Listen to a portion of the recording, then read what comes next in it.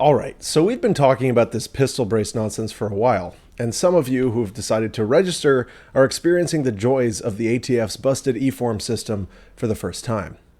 So here, we're going to walk through the registration process as it pertains to braced firearms, but most of what we discuss can apply to a normal Form 1 as well. Also, before any of you accuse me of supporting this rulemaking, go ahead and look up Colon v. ATF, the suit myself with Zerme LaRosiere filed in the Middle District of Florida challenging this very rule.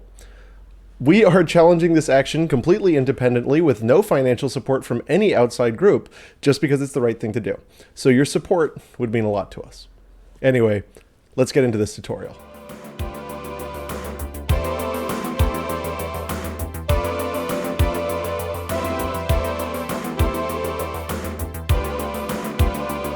So if you're filing to register a brace pistol that you possess before the effective date of the final rule as an SBR, there's a specific portal just for that, not on the normal eForms website. It's eForms-form1.atf.gov. If you don't have an eForms account, you'll start by hitting register and filling out the kind of typical looking registration page. One thing to note is that the website will auto-populate the name and address fields with this information that you register with, so be sure to put the right one when you register, and an email that you can actually access because they will be sending you documents that you will need. Now that you've got an account, you'll go back to that main page to log in, where the government will warn you that this is a super duper government website, and that if you misuse it, you're in big trouble, Buster. Once you've logged in and accepted your fate, what makes the pistol brace registration site a little different from the standard eForms website is that it dumps you right into a new Form 1. In the normal eForms site, you'll be on a splash menu that lets you select what kind of submission you want to do and also look at your past forms, but not here. You will have access to the website, but this website is specific to submitting new registrations pursuant to the final rule. The government knows why you're here, so it takes you here. Step 1 will be to select who is making the application: an individual, trust, corporation, other legal entity, or manifest evil, the government itself. If you don't know what the other things mean, it's probably because you're an individual. The next page provides a little bit of information explaining the requirements if you are filing as an individual as compared to some other legal entity. As an individual, you'll be providing photographs and prints. If you have electronic fingerprints, you'll submit them and your photos in this website a little bit later on. If not, you'll get a sheet to mail them in at the end. You can get electronic fingerprints done. There's a variety of ways to do it. Many UPS stores have a service that will help you with it, but it'll come in as an EFT file. And that EFT file is what you would upload along with this.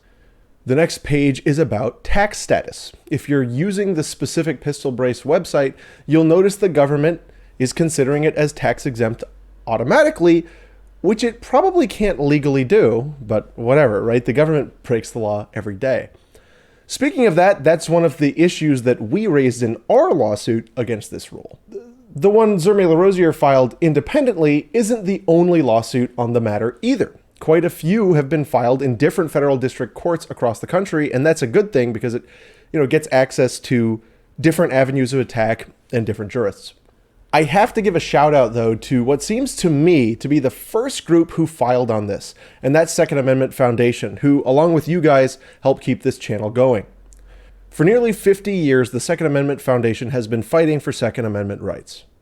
SAF has fought and won at the highest levels of the American judicial system to create lasting and meaningful court decisions that protect liberty and freedom.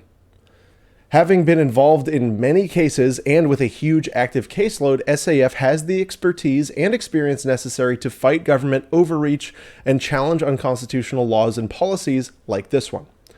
To learn more or to donate to SAF, check out the link in the description, and thanks again to SAF for supporting this content. Anyway, back to our form. We were just passing the tax status of the application, hitting next. When you hit next, you'll notice the government reminding you again that this is just for braced pistols that were possessed prior to the publication of the rule and asking you to certify as much. When you hit accept, you'll notice the information is all filled out and it doesn't want you to mess with it. You might wonder what the point of this is, and it's because the government likes to make perjury traps very redundant. So again, make sure you got the right stuff in there. Anyway, scroll down and you'll see the Maker's Questionnaire. This will look a little familiar to anyone who's ever filled out a Form 4473 to buy a gun from a licensed firearms dealer, but read the questions because some of them are a little different. If you answer yes to any, you'll have to provide details in an attachment towards the end of the application. These are not automatic disqualifiers, but if you do answer yes to any, you will have to provide some supporting documents. So next, you'll see the Responsible Person section, which, despite your spending habits, lists you. I'm so proud of you. As an individual, it will just be you. As a trust or corporation, it can be more than one person. And when you look on the left, you'll see a little red triangle telling you that the line contains errors. Well, the errors are that you have failed to answer questions that the government has not yet asked you, you idiot. So to correct this grievous error, move over to the right-hand side, and under Actions, you will see a little edit icon, and you're going to give that a clicky. You'll see it requires you to place a title under your name, which for an individual is going to be Maker. If you're doing it on behalf of a legal entity, put your title, stupid, like maybe President or Grand Idiot. Then you will upload a cute photo of yourself, but not too cute. Don't smile, have a plain background, and make sure it's a bust photo, right? Like, nipples up. And you're going to make sure you don't look too cute. This is very important. Here's one of mine. I have to remind you, it is unlawful to look more handsome than I do on this ATF paperwork. If you have electronic fingerprints, you will upload them now underneath where you uploaded your photo. If not, and you're going to do traditional paper prints, which you can take yourself, you will mail them in after you submit. They will send you a form, a cover letter to do so. So now scroll down some more, enter your birthday, your birth country, state, race, and some other questions that really make you wonder what the government's reason is for asking. That ethnicity thing always gets to me. Like what? Anyway. On the next page, enter the information about your chief local law enforcement officer. This will be your local sheriff if you are a county person, or police chief if you are a disgusting city dweller. If you don't know your local chief's information, you can go to Ask Jeeves or Yahoo search engine on your Netscape web browser to find out. Don't lose track of that information, though. You may want to write it down, perhaps in WordPerfect, as you will need it later. You can also use a notepad. On the next page, you will be adding the firearm that you intend to register. This is the most intensely frustrating step of the process, and also where the system will invariably crash or freeze. So go ahead and select Add Firearm, and it's only going to let you add one at a time. So it's kind of weird that they structure it like this, but whatever.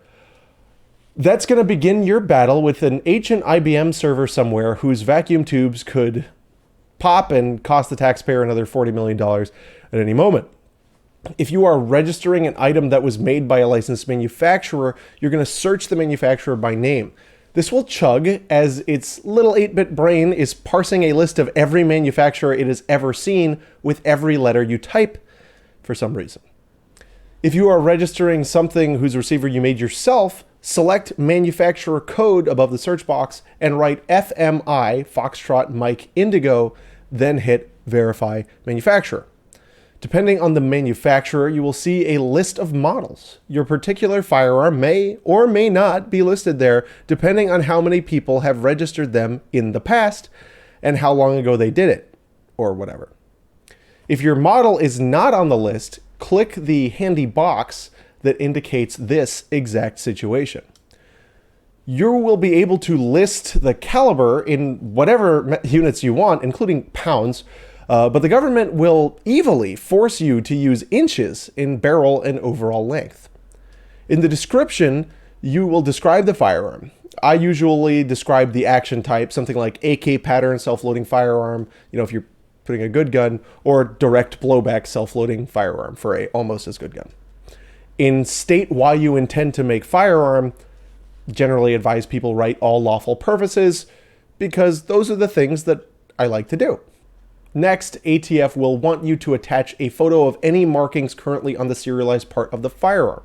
I've heard of people proceeding without doing this, but I've also heard of it causing delays. Also, just because I hear a lot of back and forth on this, I will say that my understanding of the final rule and that amnesty procedure is that you do need to have marked any homemade firearms before submission. For an individual, that would be your name, city, state, a model, and a serial number on the receiver.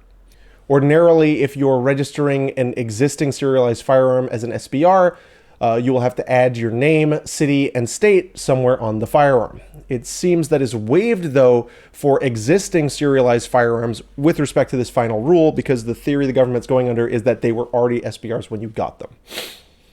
On the next page, it will ask for documentation. This is for stuff like explanations to any yes questions, such as non-immigrant exception documents, or your corporate papers or trust paperwork or whatever. Most individuals do not have to add anything here, but many freak out when they don't know what to put. Next, you will verify the information that you've provided. Read it all over and make sure it's all right again. On the next page, you will certify that you have read and double-checked everything and that it's all hunky-dory, and that you are sending a copy of this form to your local law enforcer. Once you submit the form, you will get an email confirmation which contains a PDF copy of your submitted form and a cover letter. On the copy of the form, print out pages 8 through 10, which say Clio copy on the bottom, and send it to your chief local law enforcer. They don't get your cute but not too cute picture, though. You'll see that it is grayed out for their copy. Only the ATF is allowed that pleasure. If you didn't have electronic fingerprints, you will have to send 2 fingerprint cards per item to the address on the cover letter. If your electronic fingerprints were accepted, you will see your name and rect on the bottom of the cover letter, which I am led to believe means received.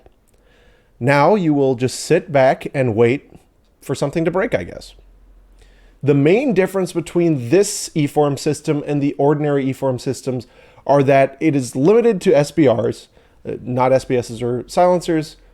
Oh, and also that you have to select tax paid and give payment information, usually when you're submitting a new Form 1. You can log into the regular e-form system with your same account to check the status of your forms. Well, anyway, that's it for today, guys. I know this one probably wasn't too enjoyable, but maybe it helped someone or something.